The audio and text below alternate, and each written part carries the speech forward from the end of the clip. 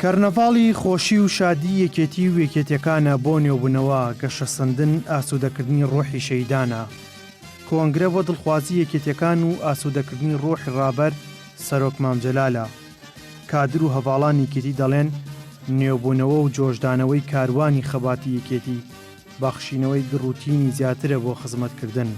گرنگی کۆنگرە و ئەهمیەتی کۆنگرە ئەوەیەکە دەبێت ئێمە هەموو کۆبینەوە هەموو بیرڕاکان وەکو جنای مامجەلال جێگەی بەهەش بێت هەمیشە وتێتی چەپکە گوڵەکە چەپکە گوڵ بین و درژە پێدانی ڕێبازەکەی جناوی مامجەلال بین و کۆکەرەوەی بیرڕاکان بین و لەسەر بەستین کۆنگرە ئەمڕۆ کە دەیبینین هیوایەکی هەموو کادرەکانی یەکێتی نیشتیمانی کوردستانە و هیوای گرنگی کۆمەڵانی خەڵکی کوردستانە.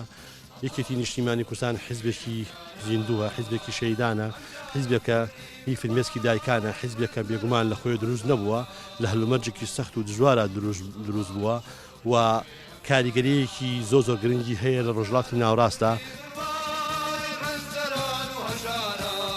ئێستا وەک دانیشانە هەموو یەکێتیەکان لە هۆڵی کۆنگرەدا لە ڕیزدان بۆ دووبارە تەکبیرکردن و داڕشتنی استراتیژی نوێی حیزبی بە شێوەیەک بۆ یەکێتیکی نێو سەردەمیانە بگونجێ لە شوێن ئەو مێژۆ پڕسەروەرێدا کە لە 44 ساڵی تەمەنیدا یەکێتی بەدی هێناوە. کۆنگرە ئەتوانین بەوە ناوەزەندەکەین کە بەڕاستی کۆکەرەوەی هەموو بیر و باوەڕەکانی یەکێتی نیشتیمانی کوردستانە لەژێر چەترێکات یاخود با بڵین بەو نەمتی کە بەڕێز مامجەلال بە چەپکە گوڵەکە ناوێبات. ئەو چەپکە گوڵەیە کە هەموو گوڵەکان لە ناو چەپشێکە ئەتوانێت بیر و ڕای خۆی دەربڕێت و ئەتوانێت بەڕاستی یەکێتی نیشتیمانی کوردستان بە هەموو بیر و ڕاوە جیاوازەکانەوەنە بەرەو گەشە بەرێت. گەشەکردنی یەکێتی نیشتیمانی کوردستان گەشەکردنی کۆمەڵگەی کوردەواری خۆمانە کە بە ضرورەت هەر کەسێک باز لە یەکێتی نیشتیمانی کوردستانە کە یەکێتی نیشتیمانی کوردستان بە ضرورەت دەبینێ ضرورەتەکەی لەو بەرنامە و پەیڕە و بەرنامە کارانەی کە ئەنجامیەدات. دەرفەتی هێنانە ئارەوەی خوێنی تازەیە. هەڤاڵانی یەکێتی بە جۆش و خڕۆشەوە بەشدارن و دەنگی خۆیان بۆ یەکێتی دەدەن بۆ خزمەتکردنی زیاتری یەکێتی ناو یەکێتی و کۆمەڵانی خەڵکی کوردستان.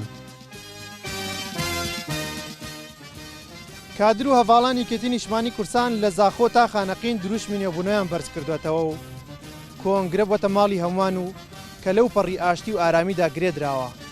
ئەوەش سەلمێنراوە یەکێتی لەو قۆناغا دژوارانە بەهێزترە کە دێنە ڕێگای بەرەو نێوبوونەوە. ئەحمەد ئیسماعیل گەلی کوردستان، سلێمانی.